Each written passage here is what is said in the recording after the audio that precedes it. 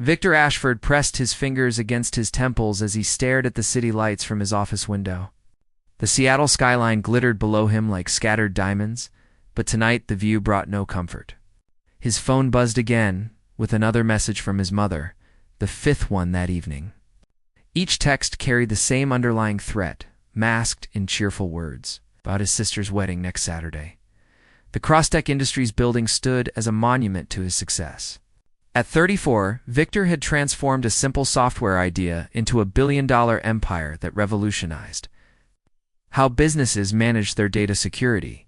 He commanded boardrooms with ease, negotiated million-dollar deals without breaking a sweat, and made decisions that affected thousands of employees. Yet somehow, his mother's matchmaking schemes left him feeling like a cornered teenager. His sister Jessica had called earlier that week, her voice carrying that mixture of excitement and concern that only siblings could master. She wanted her wedding day to be perfect, which apparently included ensuring her older brother didn't spend the entire reception hiding from their mother's carefully selected candidates. Patricia Ashford had invited no fewer than 4 eligible women, each one vetted for their social standing, education, and family connections. Victor loved his sister deeply. Jessica had been his closest confidant growing up, the one person who understood the pressure their parents placed on both of them to maintain the family reputation.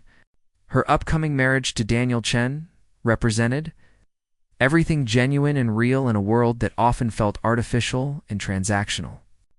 The last thing Victor wanted was to cast a shadow over her happiness by becoming the center of unwanted romantic drama. A chance encounter. The solution came to him during his morning coffee run at the Painted Cup, a small café tucked between larger corporate buildings. Victor had discovered the place 6 months ago when his usual spot had been too crowded. The café had charm that most Seattle establishments lacked, with local artwork covering the walls and mismatched furniture that somehow created a cozy atmosphere.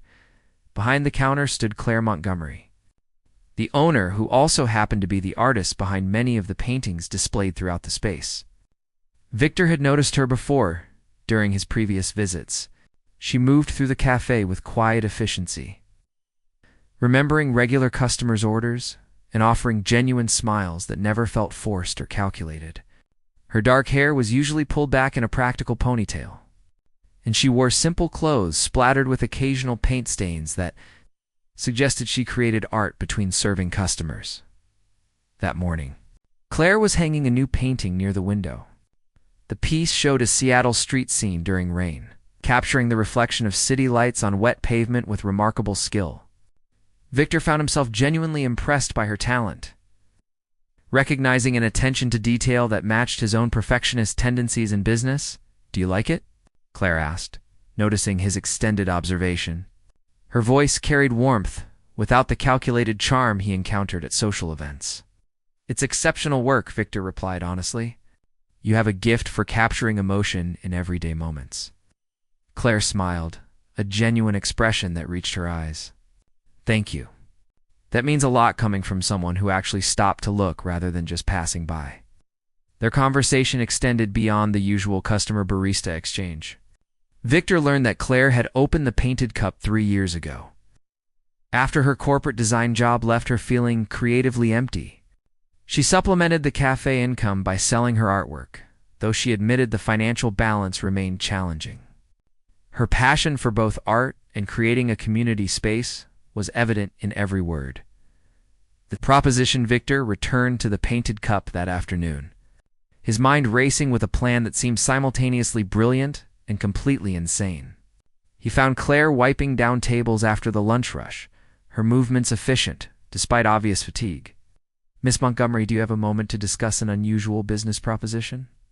Victor asked, his corporate training kicking in to mask his nervousness. Claire looked up with curiosity rather than suspicion. "That sounds intriguing. Should I be worried?" "Possibly," Victor admitted with a slight smile. "But I hope you'll hear me out before deciding I've lost my mind." They sat at a corner table, and Victor explained his situation with more honesty than he had intended. He described his sister's wedding, his mother's relentless matchmaking, and his desperate need for a solution that wouldn't involve disappointing Jessica or enduring an evening of forced romantic encounters. Claire listened without interruption, her expression thoughtful rather than judgmental. "So you want to hire me to pretend to be your girlfriend for one evening?" Claire summarized when he finished. "That's definitely the most unusual offer I've received this week." "I understand how strange this sounds," Victor said quickly. "But I was impressed by how you handled difficult customers last week when that businessman was being unreasonable about his order. You remained professional and kind without letting him walk over you. That's exactly the kind of presence I need at this wedding." The agreement. Claire was quiet for several moments, her fingers tracing patterns on the table surface. Victor watched her think, noticing details he hadn't observed before. The paint stain on her left thumb, the small silver bracelet on her wrist that looked handmade, the way her eyes shifted between green and hazel, depending on the light. "I need to be honest with you, Mr. Ashford," Claire finally said. "The cafe is struggling financially. My partner Nina and I have been trying to figure out how to cover next month's rent while still paying our suppliers.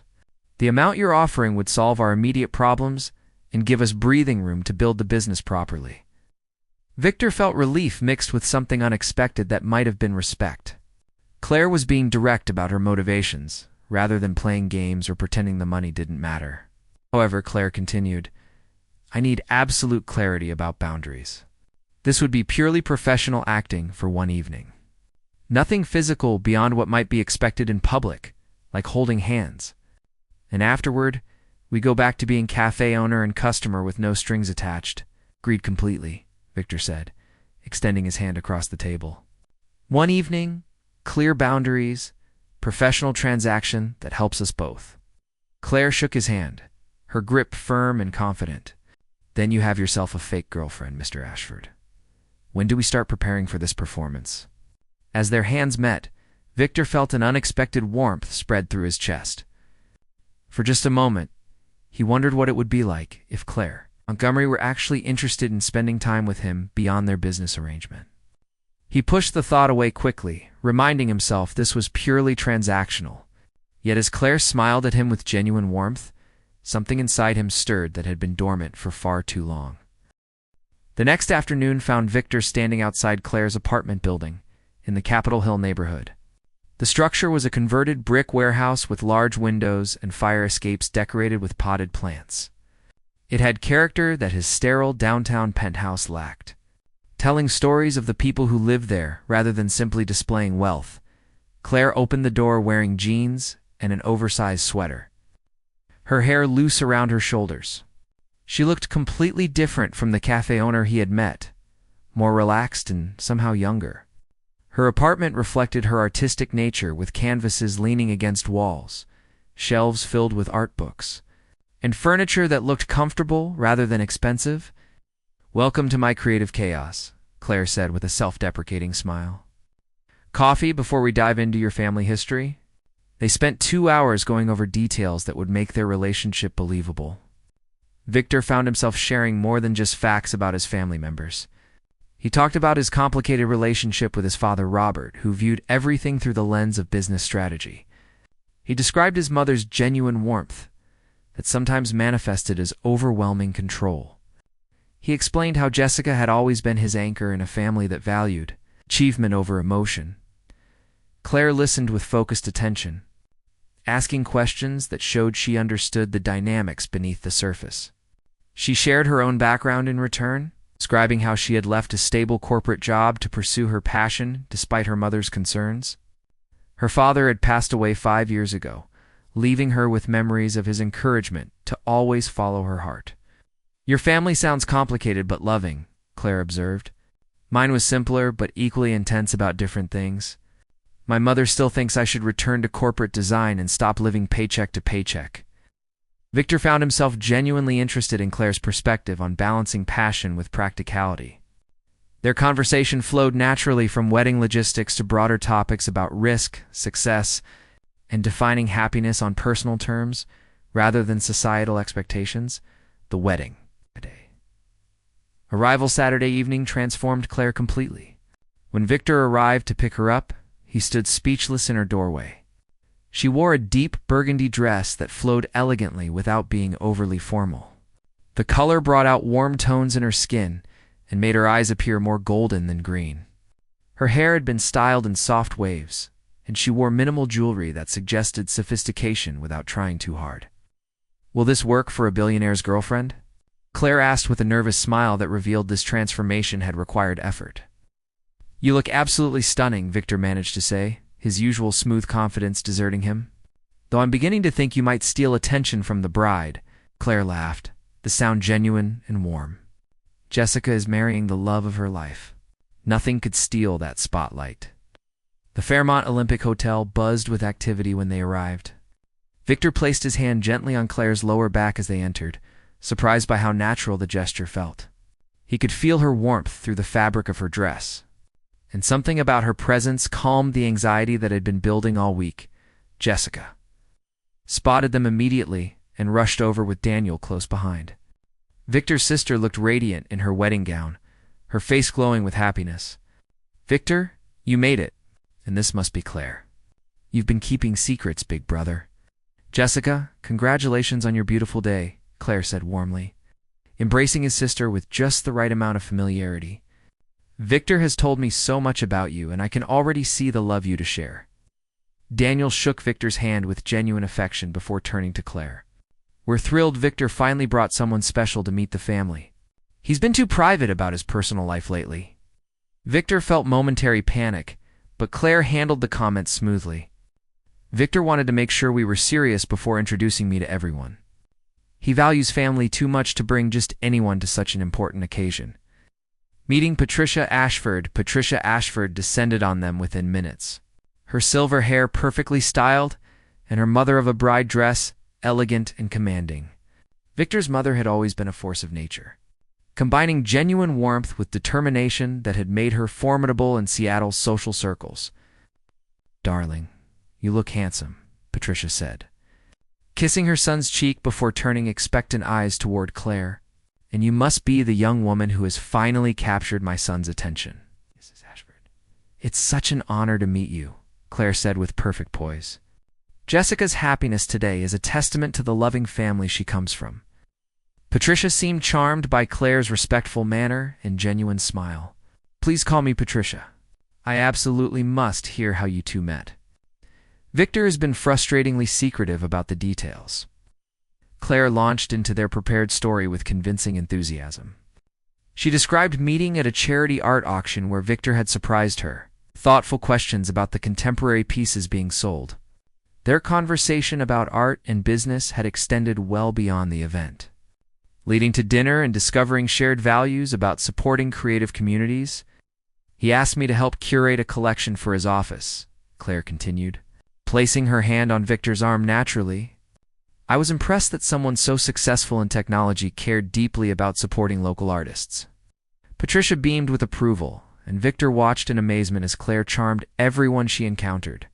She discussed wine with Jessica's college friends, debated architecture with Daniel's colleagues, and even engaged Victor's Uncle George in conversation about his passion for vintage motorcycles. The reception as they were seated at the head table, Victor realized their arrangement was working almost too well. Several family friends had commented on what a lovely couple they made. His mother had already made subtle comments about future family gatherings. Caroline Peterson, one of the women Patricia had invited to meet Victor, looked visibly disappointed when she saw him arrive with Claire. "You're incredible at this," Victor whispered to Claire as appetizers were served. "My mother is already planning what role you'll play at future family events. Just wait until she asks about grandchildren." Claire replied with a mischievous smile that made Victor laugh despite his nervousness. During dinner, their conversation continued to flow naturally. Claire asked thoughtful questions about Victor's philosophy on business ethics and shared stories about working with emerging artists who struggled to balance creativity with commercial success. Victor found himself genuinely engaged by her perspectives on how wealth could be used to support rather than exploit creative communities. When Jessica stood to give a toast, thanking everyone for sharing her special day, she specifically mentioned how happy she was to see Victor with someone who clearly brought out his lighter side. Victor felt complicated guilt about deceiving his sister, mixed with genuine appreciation for how perfectly Claire was playing her role. The dance after dinner. The band began playing classic jazz standards, and couples moved to the dance floor. Victor realized they would be expected to dance together, and the thought of holding Claire close made his heart race in ways that had nothing to do with their business arrangement. "Shall we?" Victor asked, extending his hand formally. "I thought you'd never ask," Claire replied, taking his hand with a smile that seemed more genuine than rehearsed. On the dance floor, Victor placed one hand on Claire's waist and took her other hand in his. The fabric of her dress was smooth under his palm, and he could smell her perfume, something light and floral that suited her perfectly. As they began moving to the music, Victor was surprised by how naturally they fit together. Claire followed his lead effortlessly, and their height difference was perfect for dancing. "You're a good dancer," Claire said softly, looking up at him with those shifting hazel green eyes. "My mother insisted on lessons when I was young," Victor admitted. "I used to hate them, but I'm grateful now." As they moved together, Victor found himself pulling Claire slightly closer without conscious thought. She didn't resist, and for several moments they danced in comfortable silence. The rest of the reception seemed to fade away, leaving just the two of them moving together to music that felt like it was playing only for them. "Victor," Claire said quietly, her voice carrying an emotion he couldn't quite identify. "This feels different than I expected." Before Victor could respond, his father Robert appeared beside them with Patricia. "Victor's son, you should introduce Claire to the Wentworth family. They're important clients, and Patricia tells me Claire has quite the artistic background." The moment broke, and Victor reluctantly released Claire from their dance. But as they moved through the rest of the evening, meeting various guests, he couldn't shake the feeling that something had shifted between them. What had started as pure performance was beginning to feel dangerously real. The reception continued with champagne toasts and laughter echoing through the grand ballroom. Victor and Claire had settled into their roles so naturally that even Victor sometimes forgot they were acting. They moved through conversations with family, friends, and business associates, presenting the picture of a couple comfortable in each other's presence. Then Thomas Wellington arrived late, apologizing profusely to Jessica about a delayed flight from New York. Thomas was a family friend who had known the Ashfords for decades, and more importantly, he had attended university with Victor. He was one of the few people from that time period who still maintained contact with the family. "Victor Ashford, as I live and breathe," Thomas said warmly, embracing Victor with genuine affection. "Jessica told me you were finally bringing someone special. Let me meet this mystery woman who accomplished the impossible." Victor turned to introduce Claire, but the moment Thomas saw her, his expression shifted from friendly curiosity to absolute shock. His eyes widened and his mouth opened slightly before he caught himself and quickly arranged his features into polite neutrality. "Claire Montgomery," Thomas said slowly, his voice carrying undertones that Victor couldn't quite interpret. "What an unexpected surprise to see you here." Claire's face had gone pale, her hand tightening almost painfully on Victor's arm. "Thomas Wellington." "It's been a long time." Victor looked between them, confusion replacing his earlier contentment. "You two know each other?" "We met briefly years ago," Thomas said carefully, his eyes moving between Claire and Victor, with an expression that suggested he was solving a complex puzzle, though I'm surprised neither of you mentioned the connection. The revelation the rest of the evening passed in a blur for Victor. Claire had excused herself shortly after the encounter with Thomas, claiming she needed air. Victor found her on the hotel terrace, standing alone and staring out at the Seattle skyline with her arms wrapped around herself despite the warm evening. "Claire, what's going on?" Victor asked gently, approaching her slowly. "How do you know, Thomas?" Claire turned to face him, her eyes glistening with unshed tears.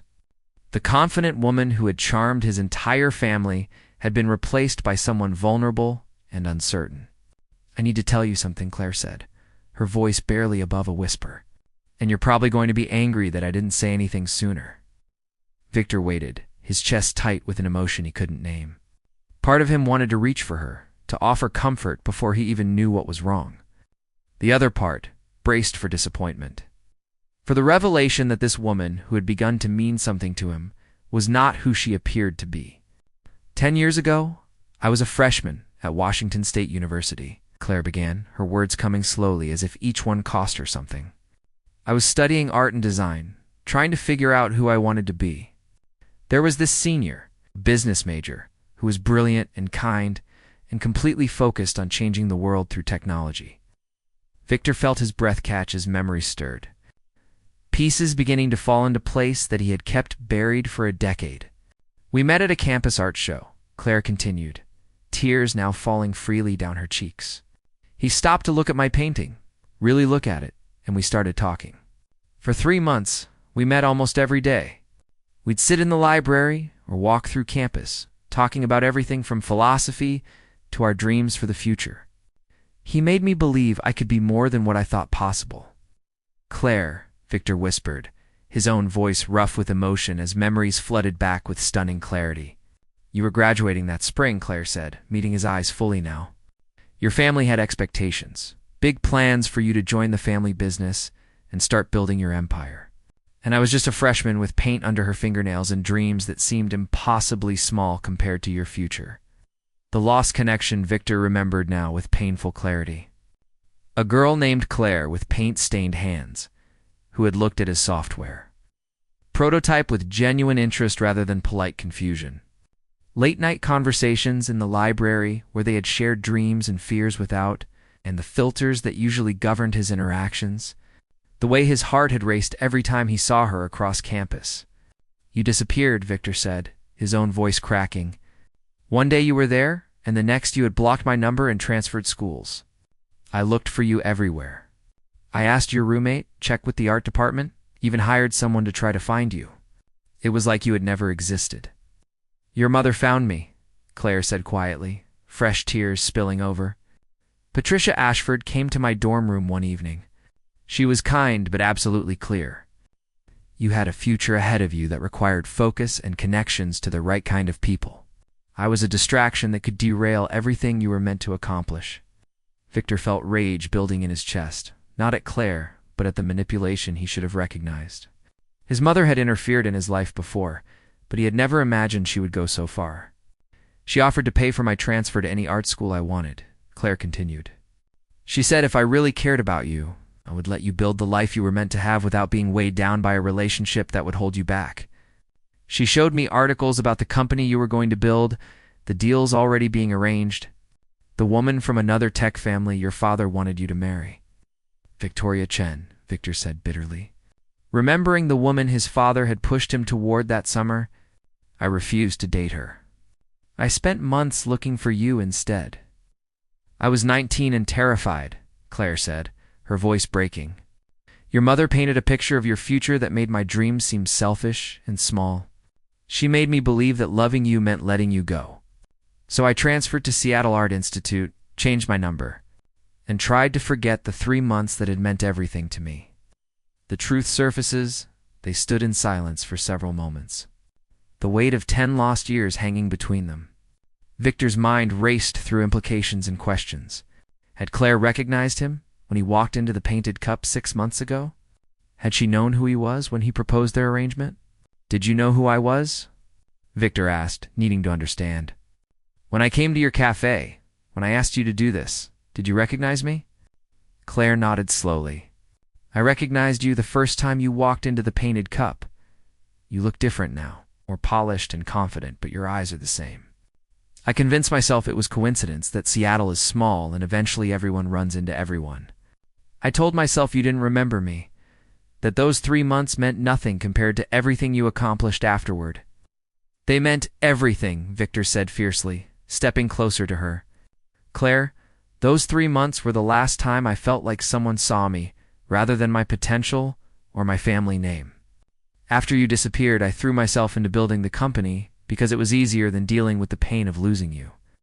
When you asked me to pretend to be your girlfriend, Claire continued, part of me wanted to refuse because it hurt too much to be close to you again. But another part hoped that maybe, somehow, we could recapture even a fraction of what we had lost. Victor reached out and gently wiped tears from her cheeks. His touch tender despite the turmoil of emotions raging inside him. Tonight, dancing with you, talking with you, watching you charm my entire family, I kept thinking how perfect you were. How right this all felt despite it being fake. New beginnings, it didn't feel fake to me, Claire whispered. Every moment tonight reminded me of why I fell for you 10 years ago.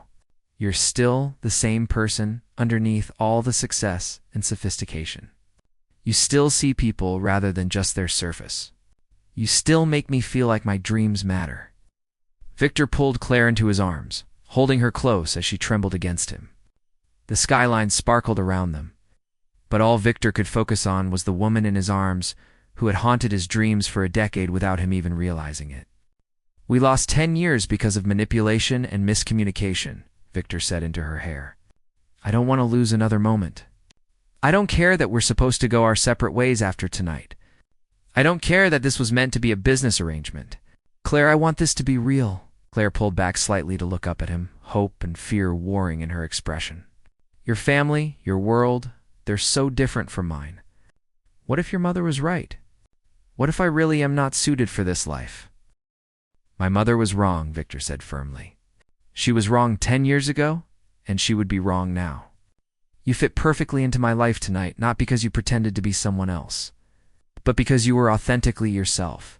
My family loved you because you're genuine and kind and interesting, because you're exactly who I need." Inside the ballroom, they could hear Jessica and Daniel's first dance beginning. The music drifted out to the terrace, wrapping around them like a blessing. "Dance with me again," Victor said softly. "But this time, not as my fake girlfriend. Dance with me as the woman I fell for 10 years ago and am falling for all over again right now." Claire smiled through her tears and stepped into his arms. As they swayed together under the stars, Victor knew that what had begun as a desperate solution to avoid matchmaking had become something infinitely more valuable. He had found the piece of his heart he didn't even know was missing. "What happens Monday morning?" Claire asked against his chest. "When this magic night is over and we return to real life, Monday morning, I come to the Painted Cup for coffee," Victor said with certainty. "And I ask you on a real date. Not a business arrangement, not pretending for anyone else. Just you and me, finally getting the chance we deserved 10 years ago?" "I'd like that," Claire whispered. "I'd like that very much." As the music swelled and the night embraced them, Victor silently thanked whatever twist of fate had brought Claire back into his life. Their contract marriage had never been real, but the love growing between them was more genuine than anything Victor had experienced in the decade since losing her. Sometimes he realized the best things in life came not from careful planning, but from being brave enough to let your heart remember what it had always known.